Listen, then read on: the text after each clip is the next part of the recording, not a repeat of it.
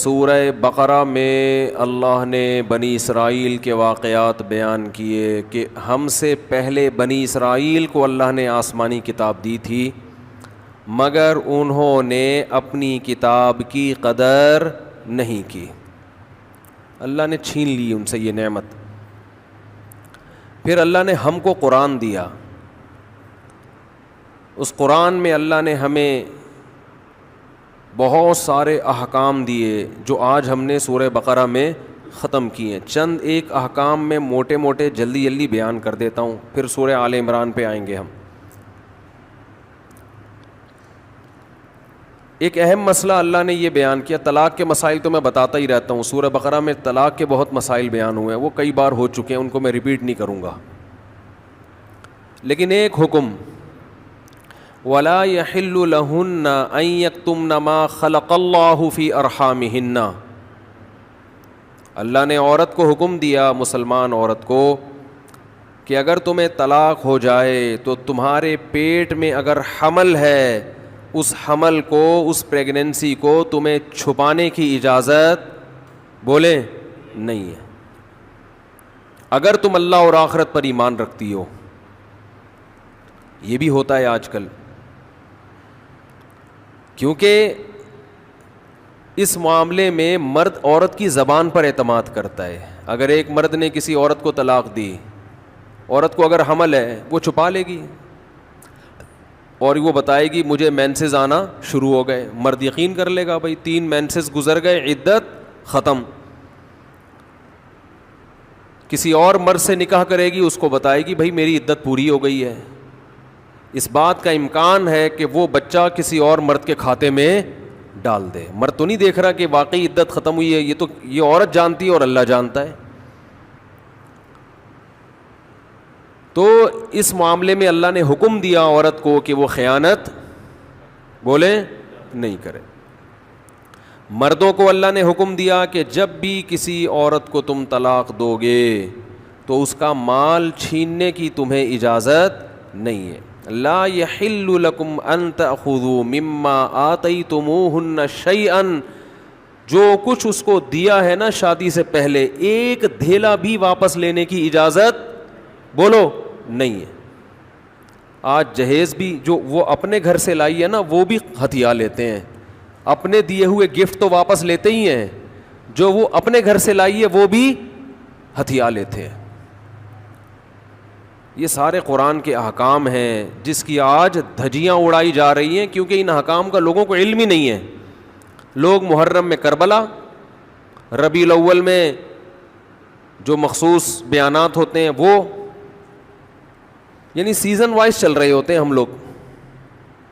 جو practical life ہے ہماری، عملی زندگی ہے، جس کے لیے پیغمبر صلی اللہ علیہ وسلم کو بھیجا گیا، معاشرے کی اصلاح کے لیے، اللہ کے حقوق سکھانے کے لیے اور ایک دوسرے کے حقوق سکھانے کے لیے، اس پریکٹیکل لائف کی طرف ہماری توجہ نہیں ہے، ہم دوسری چیزوں میں زیادہ لگ گئے ہیں۔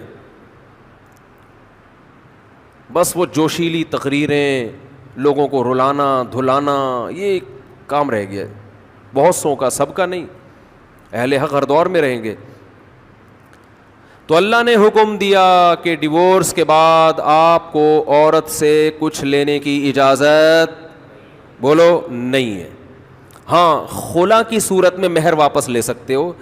خلا یہ ہوتا ہے کہ مطالبہ عورت کی طرف سے ہو طلاق کا، آپ تو نہیں دینا چاہتے، اچھی بھلی زندگی گزر رہی ہے، اسی کو دماغ خراب ہو رہا ہے اس کا، نہیں مجھے نہیں رہنا، تو پھر اس صورت میں مرد اگر ڈیورس دے تو وہ یہ شرط لگا سکتا ہے کہ میرا خرچہ واپس کرو، خام خواہ میں کیوں کرایا خرچہ۔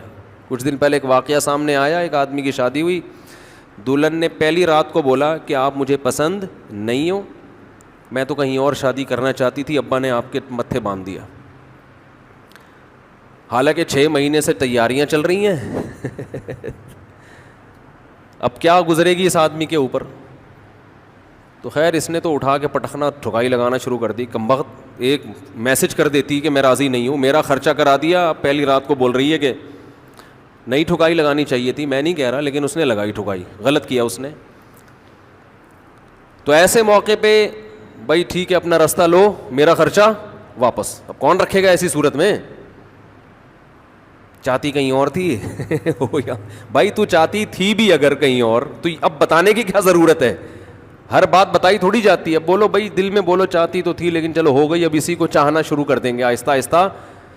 گدھا بھی اگر آپ پال لینا تھوڑے دنوں میں اس سے بھی محبت ہو جاتی ہے, تو پورا 2 ہاتھ 2 پاؤں کا انسان ہے, تھوڑے دنوں میں اچھا لگنے لگے گا. یہ سوچ کے صبر کر لو, پوری رپورٹیں پیش کر رہی ہیں اس کو پوری رپورٹ. تو ظلم وہاں سے ہو, مطالبہ وہاں سے ہو, تو پھر آپ واپسی کا مہر کا واپس مطالبہ کر سکتے ہیں. بھائی جو مہر دیا واپس دو. یہ بھی اللہ نے ان آیتوں میں حکم بیان کیا. ایک حکم اللہ نے یہ بھی بیان کیا کہ اگر رخصتی سے پہلے طلاق ہو جائے تو پورا مہر نہیں دینا پڑتا بلکہ آدھا مہر دینا پڑتا ہے. 1 لاکھ روپے مہر رکھا گیا تھا, آپ ابھی رخصتی ہوئی نہیں, آپ نے ڈیورس دے دی, تو پورا مہر نہیں ہے بلکہ آدھا مہر ہے. اس میں اللہ نے ترغیب دی ہے کہ مرد پورا دے دے تو اچھا ہے, اور عورت کو ترغیب دی ہے کہ آدھا بھی معاف کر دو تو اچھا ہے. ترغیب دونوں کو دی جا رہی ہے, چھوڑو بھائی, لیکن حکم بیان کیا جا رہا ہے کہ مرد کو آدھا دینا پڑے گا اگر وہ مطالبہ کرے. اور اللہ نے اہم حکم یہ بھی بیان کیا کہ جب عورت کو طلاق دو تو جہاں وہ طلاق کے بعد نکاح کرنا چاہتی ہے اس کے نکاح میں رکاوٹ مت بنو, کباب میں ہڈی بننے کی کوشش مت کرو. یہ بھی زمانے جاہلیت میں ہوتا تھا اور آج بھی ہوتا ہے. فلا تعضلوهن ان ينكحن ازواجهن, اگر تم نے چھوڑ دیا ہے اس کو. عرب اس کو غیرت کا مسئلہ بنا لیا کرتے تھے کہ ہم نے چھوڑا ہے تو اب ہم کہیں اور اس کی شادی نہیں کرنے دیں گے. ہمارا معاذ اللہ یوں کہتے تھے تھوکا ہوا مال, جیسے آج بھی لوگ کہتے ہیں ہم نہیں کہیں اس کو نکاح کرنے دیں گے. اس سے بھی قرآن نے کیا کیا؟ منع کیا. اور اس سے بھی منع کیا کہ اپنی مرضی سے زبردستی اس کا نکاح بھی مت کراؤ طلاق یافتہ کا. ینکحن ازواجہن, اپنے سلیکٹڈ شوہر سے نکاح کرنا چاہتی ہے تو تم کباب میں ہڈی بولو نہیں بنو, یعنی اس کو یہ رائٹ ہے کہ وہ جہاں چاہے نکاح کرے. یہ بھی خرابی ہے آج کل بعض علاقوں میں, یہ خرابی ہے کہ بیوہ کو یا طلاق یافتہ کو نکاح تو کرنے دیتے ہیں, لیکن بعض علاقوں میں دستور ہے نکاح ہمارے ہی خاندان میں ہوگا, آپ ہمارے خاندان سے باہر نہیں جا سکتی. اس کو بھی قرآن نے کیا کیا؟ بولو ختم. نکاح بھی سے بھی نہیں روک سکتے, اور نکاح بھی وہاں ہوگا جہاں آپ نہیں بلکہ یہ چاہے گی.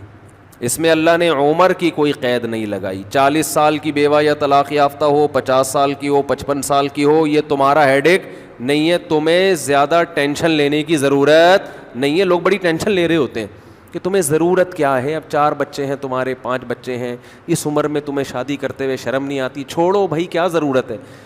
تو اللہ فرماتے ہیں کہ تمہیں ٹینشن لینے کی ضرورت بولو یہ اس کا ہیڈ ایک ہے, یہ تمہارا ہیڈ ایک نہیں ہے. جیسے کوئی 4 شادیاں کر رہا ہے تو اس کا ہیڈ ایک ہے نا, آپ کا ہیڈ ایک تھوڑی ہے یہ. آپ پتہ نہیں کیوں پریشان ہیں, مفتی صاحب کو کیا ہو گیا, وہی ان کا ہیڈ ایک ہے, آپ کا ہیڈ ایک نہیں ہے. یہ میں اپنی بھی درمیان میں لگا دیتا ہوں نا. تو ہر ایک کے ہیڈ ایک ہم نے پالے ہوئے ہیں. وہ یہ کیوں کر رہا ہے, وہ یہ کیوں کر رہا ہے, وہ کم عمر سے شادی کیوں کر رہا ہے, وہ بڑی عمر سے شادی کیوں کر رہی ہے, یہ ہوتے ہیں نا لوگوں کے مسائل.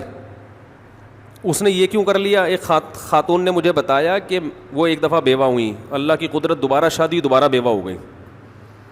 تیسری دفعہ جب ان کی شادی ہو رہی تھی لوگ مذاق اڑا رہے تھے, بس کرو یار 2 دفعہ بیوہ ہو گئی, اب آرام سے بیٹھو. اب وہ بیوہ تو کوئی بھی ہو سکتا ہے, جوانی میں بھی عورتیں بیوہ ہو جاتی ہیں. تو اب دیکھو لوگوں کو تکلیف ہو رہی ہے, بھائی یہ اس کا ہیڈ ایک ہے. اچھا لوگ اس سے شادی کرتے ہوئے ڈر رہے تھے ان سے کہ میں بھی بیوہ, پھر میں نہ مر جاؤں. تو اس سے کوئی تعلق نہیں ہے. ہو سکتا ہے 2 دفعہ بیوہ ہونا تقدیر میں لکھا ہو, 3 دفعہ نہ ہو. یہاں مجھے وہ چٹکلا یاد آتا ہے, وہ ایک آدمی نے, ابے چھوڑو چٹکلوں کا بھی, قرآن کو فوکس کرتے ہیں. آخر میں چٹکلے ہونا یہ صحیح ہوتا ہے, درمیان میں ہی آ جائیں تو پھر سارا موضوع چینج ہو جاتا ہے. اتنے اچھے احکام بیان ہو رہے ہیں قرآن کے, آگے اس کو آپ نے لوگوں کو بتانا بھی ہے. تو اللہ نے حکم دیا کہ طلاق کے بعد ایک دھیلا واپس نہیں لینا. خلا کی صورت میں لے سکتے ہو, مگر خلا بھی شوہر کی رضا سے ہوتا ہے, یک طرفہ نہیں ہوتا, یاد رکھیں. دوسرا کام تم نے کیا کرنا ہے, اس کو کہیں اور نکاح سے روکنا نہیں ہے. تیسرا کام یہ کرنا ہے, نکاح بھی وہاں کرنا ہے جہاں وہ چاہتی ہے. تمہاری مرضی نہیں مسلط ہوگی, اس کی مرضی چلے گی. اور اگر پرانے شوہر سے نکاح کرنا چاہے اور 2 طلاقیں ہوئی ہوں تو وہاں بھی کر سکتی ہے, کیونکہ آیت کا ایک شان نزول بھی ہے. ایک صحابی نے اپنی بہن کا نکاح کسی صحابی سے کرایا, تھوڑے دنوں میں طلاق ہو گئی. طلاق ایک تھی, عدت ختم ہوئی, نکاح ختم.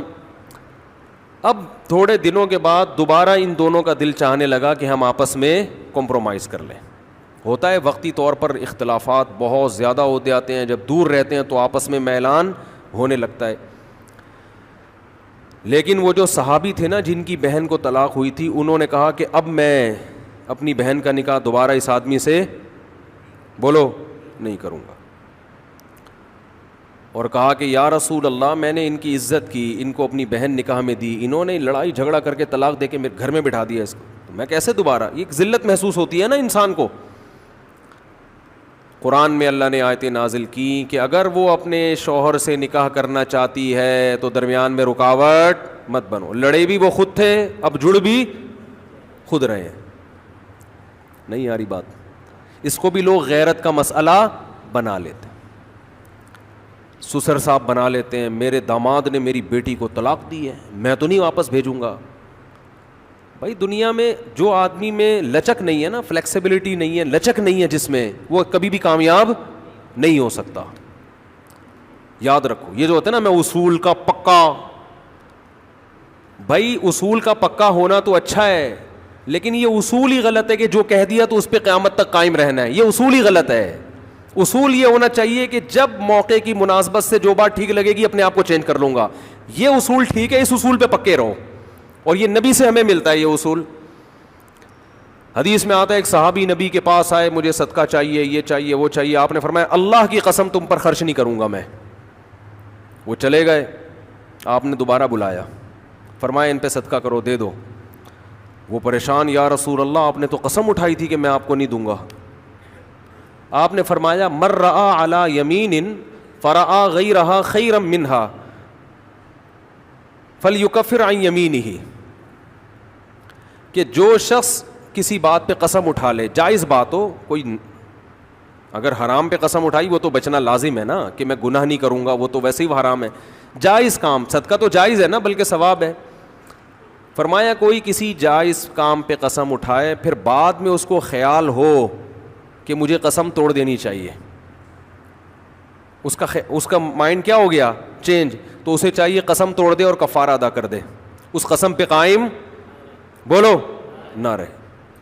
قسم پہ جب قائم نہ رہنے کا حکم ہے تو بغیر قسم کے میں نے جو بول دیا بس وہ پتھر پہ لکیر بن گیا, یہ تو پاگل اور گدھے ہونے کی علامت ہے. قسم بھی اگر کھا لی ہو تو بھائی اس وقت یہ خیال تھا کہ نہیں دینا, اب زمینی حقائق کہہ رہے ہیں کہ اس کو دینا ہے, تو اب قسم توڑو, کفارہ ادا کرو اور دے دو.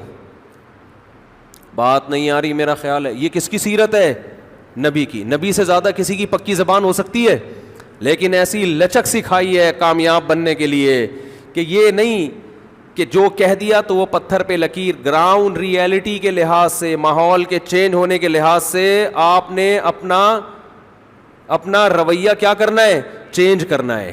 اس وقت آپ کی رائے یہ تھی, اب آپ کی رائے وہ ہے, کیونکہ زمینی حقیقت بھی چینج ہوتی ہے اور انسان کی نالج بھی چینج ہوتی ہے اور انسان کی رائے بھی چینج ہوتی ہے. بعض دفعہ نالج چینج نہیں ہوتی, انسان تانے بانے ملا کے ایک رائے قائم کرتا ہے, بعد میں جب اور گہرا سوچتا ہے تو اسے لگتا ہے کہ وہ رائے ٹھیک نہیں تھی, تو وہ اسٹیٹمنٹ اس کا کیا ہو جائے گا, چینج.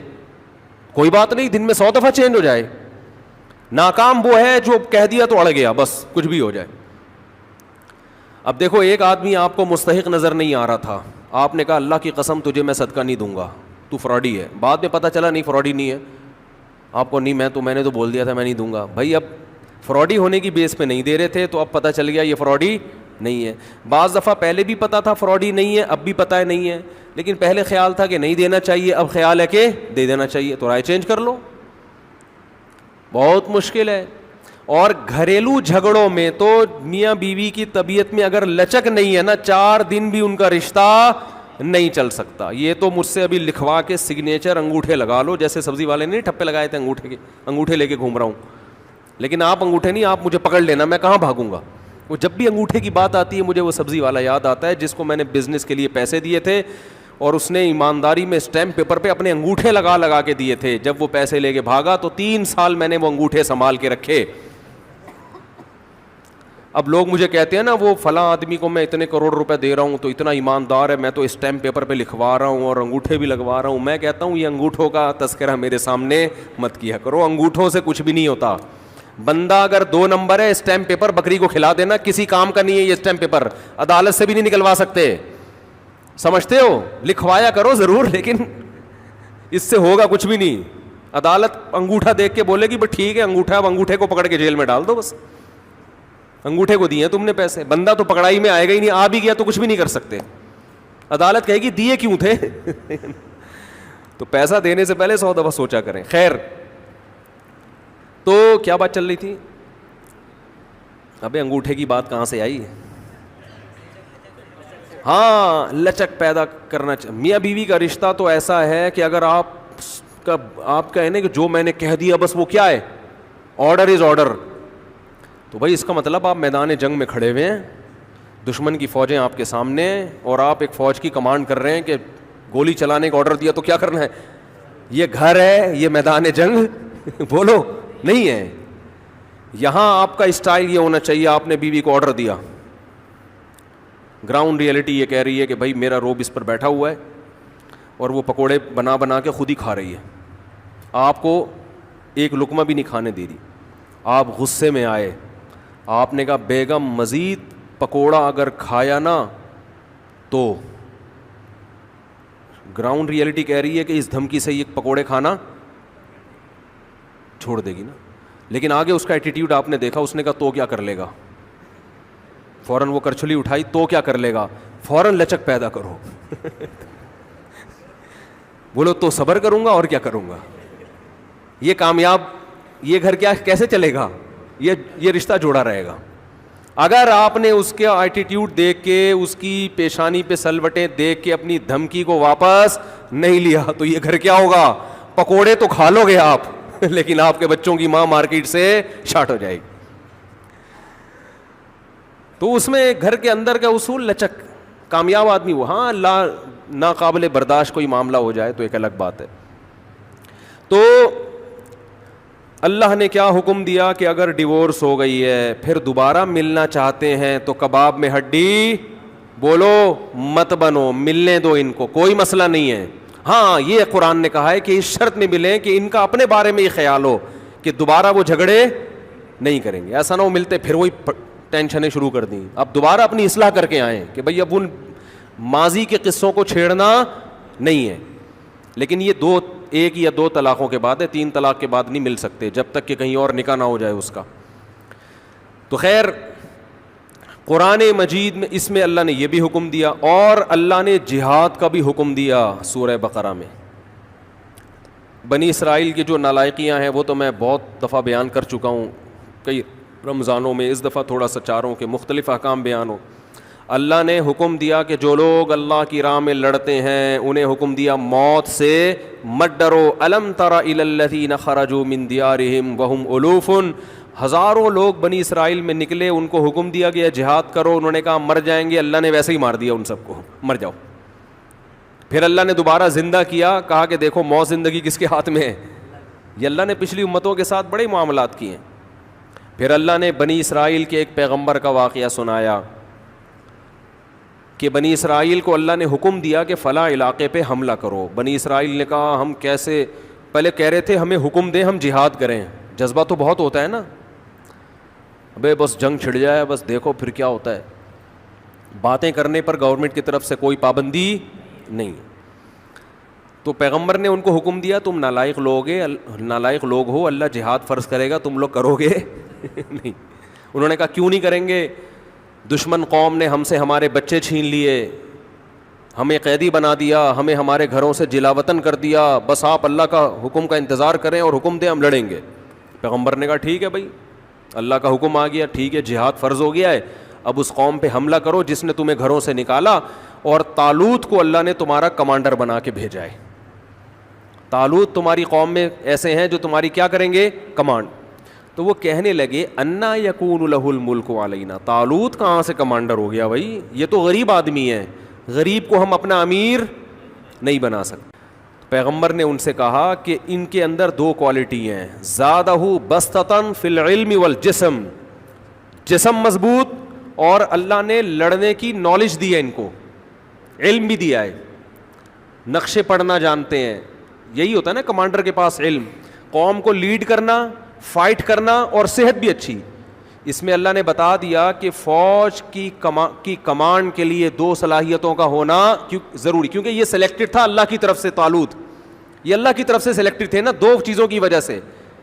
پیسے کا اس میں دخل نہیں ہے, بلکہ پیسے والا آدمی تو مروا دیتا ہے عام طور پہ, کیونکہ جب پیسہ ہوتا ہے نا تو میدان جنگ میں لڑنا بہت مشکل. اپنے بینک میسج آ جائے گا آپ کے اکاؤنٹ میں 3 کروڑ روپے ٹرانسفر ہو گئے ہیں, وہی میدان جنگ میں نا میسج آئے گا, وہ جو آپ نے پلاٹ بیچا تھا نا 3 کروڑ روپے مزید آ گئے ہیں.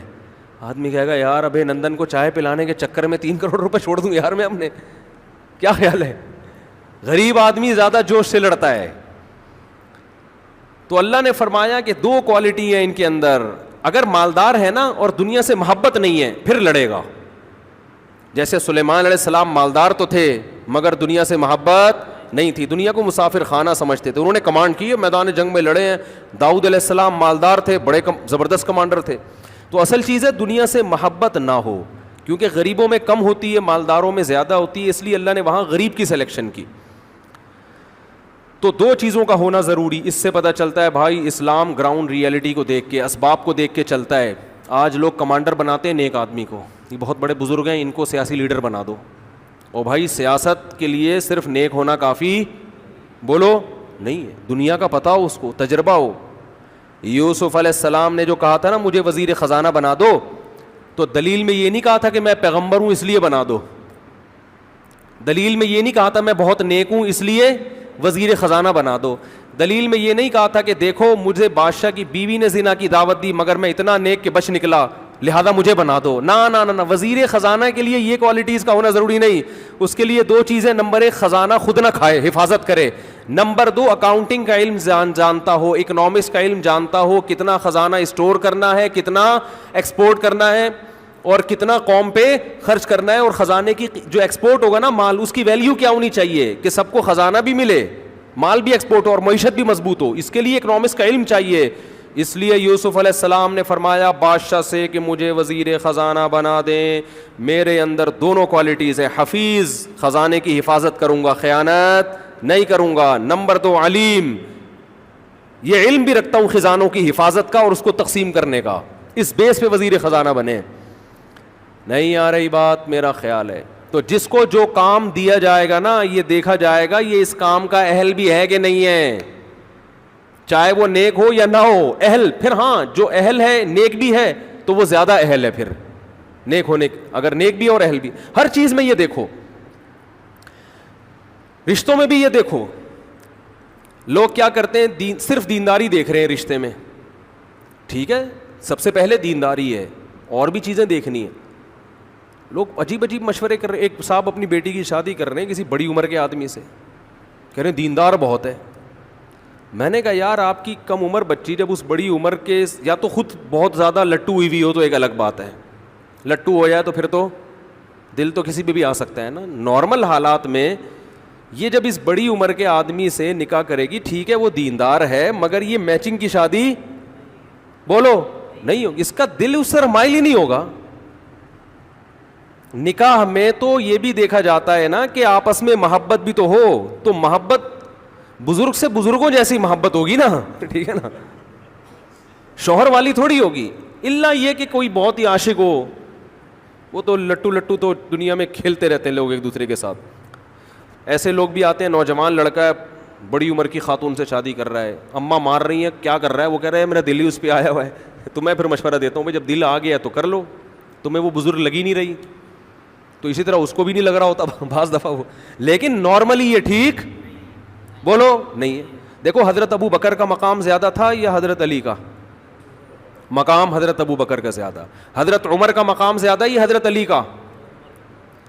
نکاح کا پیغام تو حضرت فاطمہ کے لیے سب کی طرف سے آیا, مگر نبی نے سلیکشن کس کی حضرت علی کی, حالانکہ وہ ان دونوں سے مقام میں کم تھے. کیوں؟ عمر میچ کرتی تھی. بات آ رہی ہے سمجھ میں؟ عمر کیا تھی. اور یہی مسئلہ ہوا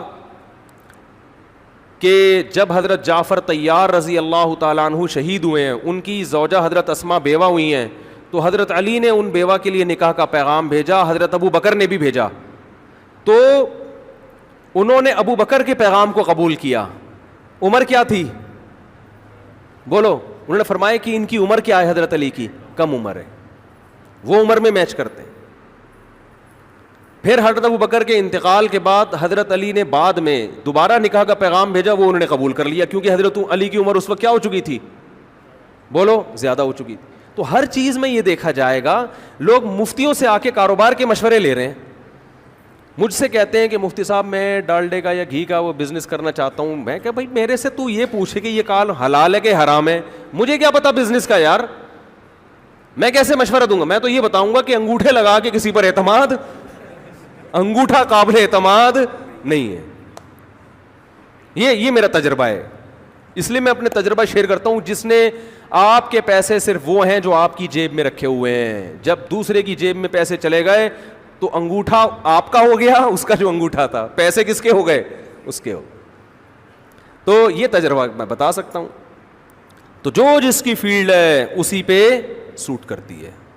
میں تو یہاں تک لوگوں سے کہتا ہوں انگلش اگر سیکھنی انگریزوں سے سیکھو, ٹھیک ہے آپ کو یہاں انگریز نہیں ملیں گے, یہیں کے ٹیچروں سے سیکھو, لیکن جو ایکسنٹ ہے نا, جو لب و لہجہ ہے, وہ کہاں سے صحیح کرو بولو؟ گوروں سے. جو ماہر ٹیچر ہوتے ہیں نا وہ بھی گوروں کی جو آپس کی بات چیت ہے نا اس کو پک کرتے ہیں. ادھر سے سیکھو گے تو کسی اردو اسپیکنگ سے سیکھو گے تو اردو کا تڑکا لگا دے گا وہ اس میں, پنجاب والوں سے سیکھو گے تو پنجابی کا تڑکا لگا دے گا. وہ 50-50 آیا کرتا تھا, بشیرہ ان ٹربل, سن دیکھا ہے وہ؟ یوٹیوب پہ سرچ کریں دیکھ لیں, آپ کہیں گے رمضان میں کیسی چیزیں مفتی صاحب ہم کو دکھا رہے ہیں. اس سے یہ میری بات آپ کو سمجھ میں آئے گی. اس میں 50-50 میں یہ بچپن کی چیزیں ہیں نا, اس میں یہ دکھایا تھا کہ پنجابی لوگ انگلش فلم بنا رہے ہیں, اس فلم کا نام رکھا ہے بشیرہ ان ٹربل ٹھیک. اور پھر جو انگلش وہ بولے ہیں, would you like to tell me that what is the reason why do you want to kill me, یہ چل رہا ہے. مجھے پورے الفاظ یاد نہیں ہیں اس کے. تو اگر آپ یہاں سے انگلش سیکھیں گے تو پھر آپ کی انگلش اینڈ پورے قلقلے ہو رہے ہوں گے, and what do you want to do, ٹھیک ہے نا. تو چلو نہ ہونے سے یہ بھی بہتر ہے, ہمیں تو اتنی بھی نہیں آتی. لیکن دنیا کا ایک اصول ہے. تو یہاں بھی کیسا قرآن نے بتایا کہ طالوت کو جو کمانڈر بنایا گیا, اللہ نے فرمایا کہ 2 وجہ سے بنا رہا ہوں. ایک, صحت کیا ہے؟ اچھی ہے. اچھی صحت لڑنے کے لیے ضروری ہے, تبھی فوج میں ایکسرسائزز کروائی جاتی ہیں, ورزشیں کروائی جاتی ہیں, صحت کا بڑا خیال کیا جاتا ہے. شوگر کے مریض کو فوج سے فوراً کیا کیا جاتا ہے؟ برطرف. اب کوئی شوگر کا مریض ہو, بولے یار کوئی فوجی ہو نا لڑنے والا, یا کوئی بیماری ہو اس کو بڑی, کینسر ہو گیا, یار مجھے آپ نکال رہے ہو یار, یہ تو غلط ہے نا, دیکھو میں نے کیا کیا ہے. بھائی اللہ کا ایک اصول ہے, اللہ کا ایک قانون ہے کہ لڑنے کے لیے کون لوگ چاہیے؟ صحت مند لوگ چاہیے. جو ان بیماری, مجھے نہیں پتا شوگر والے کو نکالتے ہیں کہ نہیں نکالتے. بعض دفعہ میں بات کہہ دیتا ہوں, پھر فون آ جاتا ہے بھائی کوئی نہیں نکالتے. میں نے سنا ہے کہ شوگر کے مریض کو فوجیوں میں کم از کم چھوڑتے نہیں ہیں, شاید آفیسر میں ہوتے ہیں, واللہ عالم. تو اب بنی اسرائیل کو اللہ نے کمانڈر دے دیا طالوت. بنی اسرائیل نے کہا یہ غریب آدمی ہے, بھائی تم نے غربت کا کیا کرنا ہے اس سے تم نے کوئی ہدیے لے کے تھوڑی کھانے ہیں, بس ایک دماغ, تمہیں اس کی غربت کا کیا کرنا ہے, جو تمہارے کام کی چیزیں وہ اس میں موجود ہیں. خیر طالوت جو ہے نا لشکر لے کے چلے. جب لشکر لے کے چلے ہیں تو طالوت نے کہا کہ بڑی قوم سے لڑائی ہے تو اللہ پہلے آزمائے گا, ہمیں پیاس لگے گی. اللہ نے حکم یہ دیا ہے کہ کسی نے دریا سے پانی نہیں پینا, پیاس کو برداشت کرنا ہے, 1 چلو پینے کی اجازت ہے, اس سے زیادہ نہیں. یہ آزمائش ہے, جو اس آزمائش میں پورا اترے گا تو اس کے ساتھ اللہ کی مدد. قرآن کہہ رہے زیادہ تر نے پی لیا, آزمائش میں پورے نہیں اترے. اب جب میدان میں کھڑے ہوئے ہیں تو حضرت داؤد علیہ السلام جو تھے نا, وہ پیغمبر ابھی بنے نہیں تھے, وہ بنی اسرائیل کے ایک فرد تھے حضرت داؤد. وہ طالوت کی کمانڈ میں ایک سپاہی بن کے لڑ رہے تھے. بنی اسرائیل کے بعد میں پیغمبر، اللہ نے اسی جنگ کی وجہ سے ان کو پیغمبر بنا دیا. اب کیا ہے کہ سامنے مقابلہ جو تھا نا، ان کے کمانڈر کا نام تھا جالوت، وہ بڑا پہلوان، بڑا بہادر، اس سے لڑنا آسان نہیں تھا. اب جب میدان گرم ہوا ہے نا، دونوں فوجیں آمنے سامنے کھڑی ہوئی ہیں، تو یہ بنی اسرائیل میں بہت سے بولنے لگے لا طاقت لنا اليوم بجالوت وجنودی، ہم میں تو لڑنے کی طاقت نہیں ہے. کم بخت اتنا لمبا چوڑا کمانڈر اور پیچھے اتنی ٹھاٹھیں مارتا ہوا سمندر، آج تو مریں گے بھائی، ہم میں ہمت نہیں ہے. اس گناہ کی وجہ سے ان کے حوصلے کیا ہو گئے؟ پست. اس لیے علماء کہتے ہیں کہ مجاہدین کو، جو ہمارے فوجی ہیں، ان لوگوں کو اس کا بڑا خیال کرنا چاہیے کہ آپ اگر چاہتے ہیں نا قوم میں لڑنے کا جذبہ ہو تو پرہیزگار بنیں گے، تقویٰ پیدا ہوگا تو موٹیویشن ملے گی. اگر تقویٰ پیدا نہیں ہوا تو دشمن کمزور ہوگا تو لڑیں گے، طاقتور ہوگا تو نہیں لڑیں گے. یہی وجہ ہے دنیا کی ہر فوج میں اب آج بھی مذہب ہے. ہم جب پاکستان نیوی نے ہمیں بلایا نا، علماء کی دعوت کی تھی، تو بہت بڑے آفیسر تھے، انہوں نے بتایا کہ جتنے بھی دنیا میں آرمیز ہیں، آرمی ہے نا، جیسے امریکن آرمی ہے تو اس میں پادری بھی ہوتے ہیں. اس میں کون ہوتے ہیں؟ پادری. وہ ان کو موٹیویٹ کرتے ہیں، بائبل پڑھ پڑھ کے ان کو سناتے ہیں کہ بھائی دیکھو اللہ کے لیے لڑو گے یہ ثواب ملے گا. تو کہہ رہے ہیں ہمیں خیال ہوا کہ جو ایک باطل مذہب ہے بھائی، اور ان کی تحریف شدہ کتاب، میں پورے ان آفیسر کے الفاظ نقل نہیں کر رہا، جو ان کے الفاظ ہیں اپنے الفاظ میں ان کا مفہوم بیان کر رہا ہوں میں، کہ ہمارے پاس تو ایک سچا مذہب ہے اسلام، تو ہم مذہب سے کیوں دور رہے بھائی؟ ہم کیوں مذہب سے دور رہے ہیں؟ تو مذہب جو ہے نا ہماری فوج کی سب سے بڑی ضرورت ہے. اور ہمارا لبرل طبقہ اور لبرل آفیسرز جو فوج ہے نا، فورسز، ان سے مذہب کو کیا کر رہے ہیں؟ بولو، دور کر رہے ہیں. ان کو یہ نہیں پتا کہ اگر آپ نے فوج سے مذہب کو نکال دیا تو اس فوج میں طاقت کی بیس پہ تو لڑنے کی طاقت ہوگی، لیکن جہاں دشمن طاقتور ہوا یہ لڑنے کے قابل نہیں رہے گی. کیونکہ انسان لڑتا یا تو طاقت کی بیس پر ہے یا کس کے خوف سے؟ اللہ کے خوف اور شہادت کے جذبے سے. اگر آپ پاور، جیسے امریکن لڑتے ہیں، وہ پاور سپر پاور ہے بھائی، اس بیس پہ لڑ رہا ہے، اور مقابلے میں افغانی لڑ رہے ہیں، ان کے پاس پاور ہے، لیکن 20 سال ہو گئے امریکن اور افغانیوں کی لڑائی کا نتیجہ کچھ بھی نہیں نکل رہا. وہ ایک طرف دنیا کی سپر پاور، دوسری طرف دنیا کا غریب ترین ملک، اور لڑائی کے نتیجے میں رزلٹ کیا ہے؟ زیرو. 20 سال ہو گئے نا، 2000 سے لے کر 2021. اب قطر میں مذاکرات ہو رہے ہیں، وہ آپ کو نظر آئیں گے ٹی وی میں، بڑے بڑے پگڑی پہن کے پٹھان بیٹھے ہوئے ہوں گے امریکن کمانڈر کے ساتھ. کچھ دن پہلے کوئی خبر نشر ہوئی یوٹیوب پہ، وہ کوئی امریکن کمانڈر سے کسی نے کہا کہ بھائی، یہ افغانی نے کہا کہ بھائی تم ہمارے ملک سے جاؤ. انہوں نے کہا بھائی تھوڑا آرام سے بات کریں. امریکن نے کہا تمہارے لیے میرے لیے نہیں. وہ زیادہ نہیں، وہ کہتے ٹھیک ہے، اتنی ہم بدتمیزی نہیں کریں گے، لیکن اب ہم آپ سے جو بات کر رہے ہیں نا آنکھوں میں آنکھیں ڈال کے، ہم اپنے آپ کو آپ کے لیول کا سمجھتے ہیں، آپ سے کم نہیں سمجھتے. تو یہاں کیا ہے؟ مذہب ہے بھائی. They fight to die. میں نے کہ امریکن فوجی کا انٹرویو خود سنا ہے کہ یہ ایسے لڑتے ہیں کہ جیسے موت کے لیے لڑ رہے ہوں. یہ میں نے خود یوٹیوب پہ سنا ہے.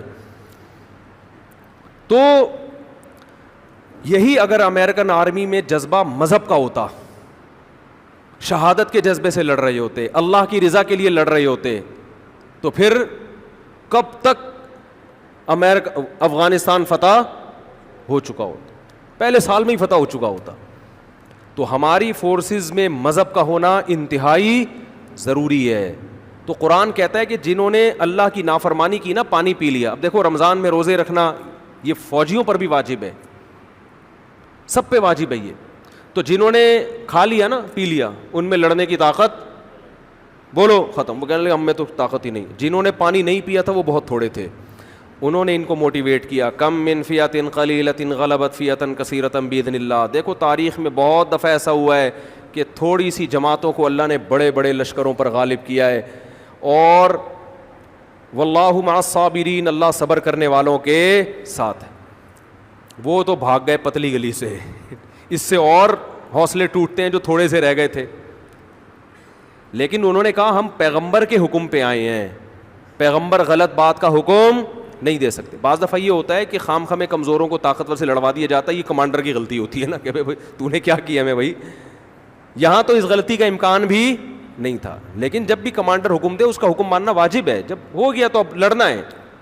علماء کہتے ہیں جہاد فرض کفایہ ہے, لیکن جب میدان میں اتر گئے تو فرض عین ہو جاتا ہے, اب پیچھے بھاگنے کی آپ کو اجازت نہیں ہے.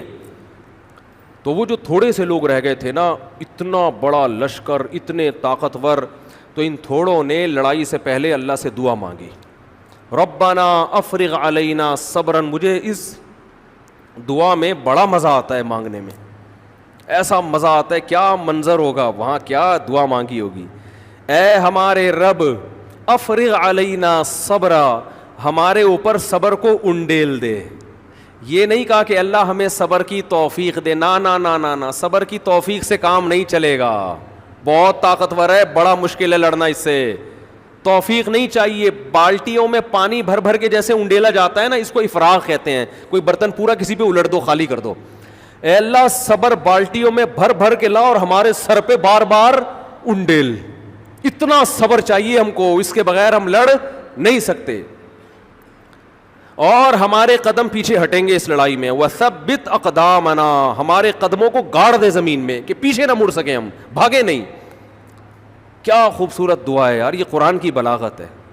افرغ علینا صبرا, اے اللہ صبر کو ہمارے اوپر کیا کر دے, انڈیل, پھینک ہمارے اوپر صبر آسمان سے. وثبت اقدامنا, اور ہمارے قدموں کو جما دے. وانصرنا علی القوم الکافرین, اور ان کافروں کے خلاف ہماری مدد کر. کیا قرآن کے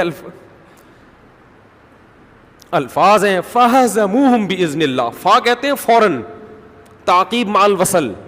یہ دعا مانگی اور میدان میں کودے.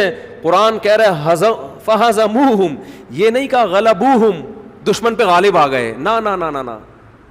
ایسے خاندانی لوگوں تھے اور ایسی پیاری دعا مانگی اور ایسا صبر دکھایا ان لوگوں نے کہ دشمن کو ذلیل کر دیا انہوں نے. ہزیمت کسے کہتے ہیں, ذلت, رسوائی, شکست. دشمن کو ذلیل کر دیا.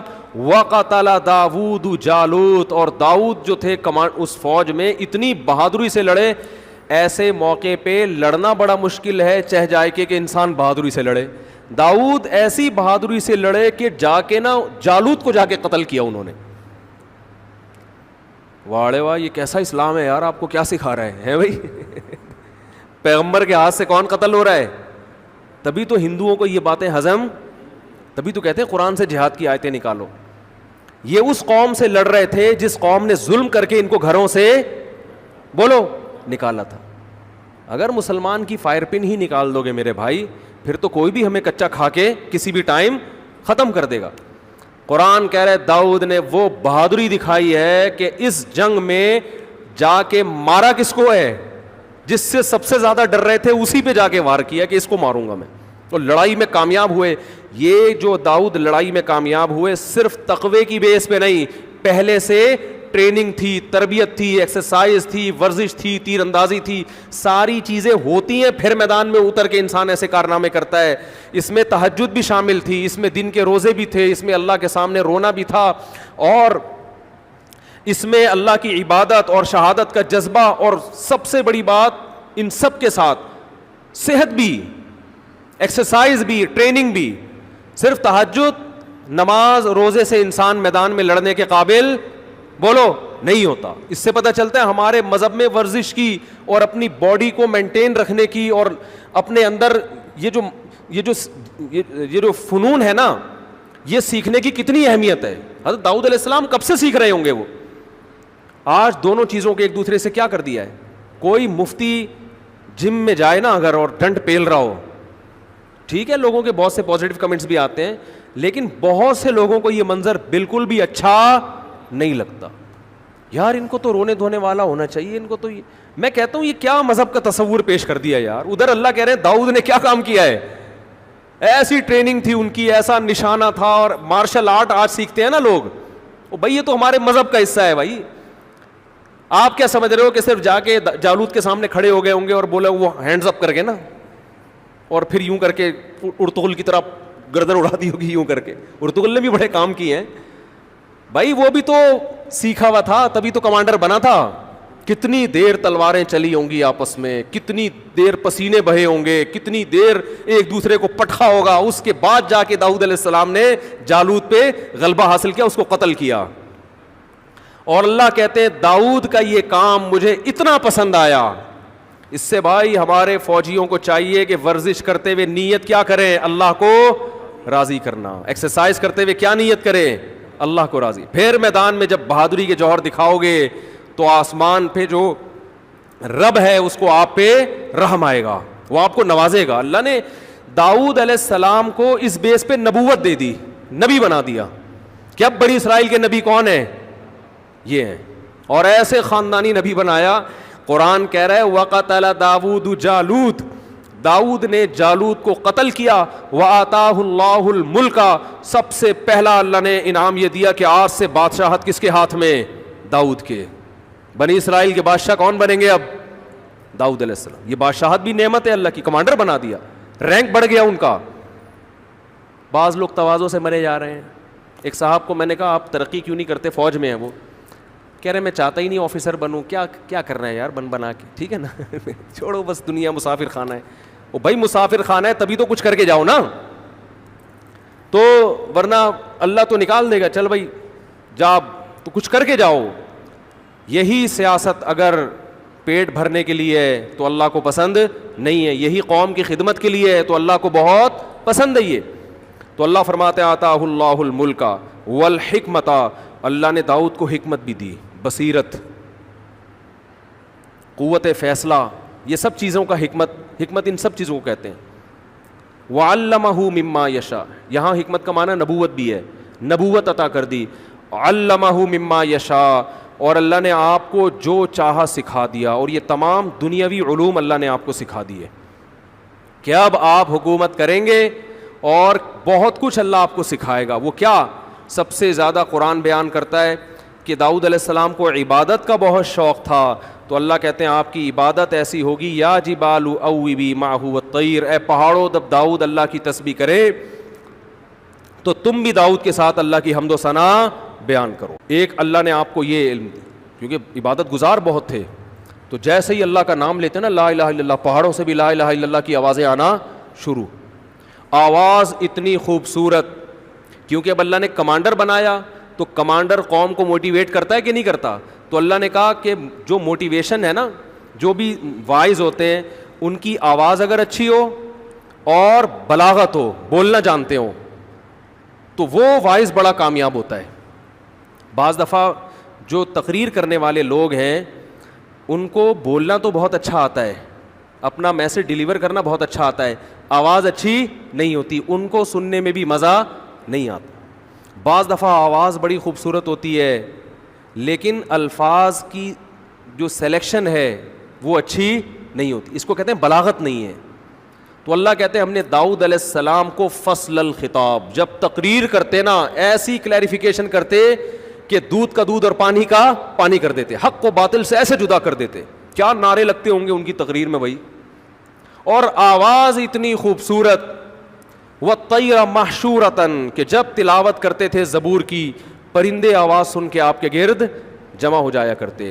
یہ تو اللہ نے آپ کو تقریر کی صلاحیت, آواز کی خوبصورتی, اور اللہ نے آپ کو جو عبادت دی. اور اصل تو جالوت کو قتل کرنے کی وجہ سے کمانڈر بنے, تو اللہ نے کہا کہ آپ اب لوہے کی زرہیں بنائیں گے اور لوہا میں آپ کے ہاتھ میں کیا کر دوں گا, نرم. قدر فی السرد, یہ جو جنگی لباس ہے نا لوہے کی زرہ, اس کے بانی حضرت داؤد علیہ السلام ہے, کیونکہ تلوار کے زخم بہرحال لگتے تھے. داؤد علیہ السلام نے لوہے کو پگھلا کے نا اس کی زرہیں بنانا, یہ ٹیکنالوجی دیکھو پیغمبر کو اللہ سکھا رہے ہیں, لوہے کی زرہیں بنانا, جنگی ٹوپیاں بنانا, اور وہ اللہ نے آسان کر دی, معجزہ دیا آپ کے ہاتھ میں. وہ ایسے جہاں جس طرح سے لوہے کو حکم دیتے نا وہ ڈھل جاتا. پھر اللہ نے داؤد علیہ السلام سے کہا کہ اے داؤد اعملوا آل داؤد شکرا, اے داؤد میں نے تجھ پر اتنے انعامات کیے, تجھے کمانڈر بنا دیا, تجھے ایک بیٹا دیا سلیمان جو تیرے بعد جانشین ہوگا, ولی عہد ہوگا, اور اس کو اس سے بھی زیادہ معجزے دوں گا. اتنے میں نے تجھ پر احسان کیے ہیں, اعملوا آل داود شکرا، اے داؤد اور اے داؤد کے خاندان والو شکر ادا کرنا. قلیل من عبادی الشکور، شکر گزار بندے میرے بہت تھوڑے ہوتے ہیں. نعمتیں بہت سو کو ملتی ہیں لیکن نعمتیں حاصل کر کے اترانے والوں کی تعداد زیادہ ہے، شکر کرنے والے مارکیٹ میں شارٹ ہیں. لیکن داؤد علیہ السلام کو تو قرآن نے گواہی دی کہ وہ شکر گزار بنے. تو اس میں اللہ نے بتا دیا کہ میں بہت سو کو بڑی بڑی نعمتیں دیتا ہوں لیکن وہ نعمتیں ملنے کے بعد اپنی اوقات بھول جاتے. تو یہ بڑا دلچسپ واقعہ اللہ نے بیان کیا ہے کہ اسی بیس پہ داؤد علیہ السلام کو حکومت ملی. اب وقت بہت زیادہ ہو گیا ہے، پورے رمضان ہم آپ کے ساتھ ہیں، بھاگے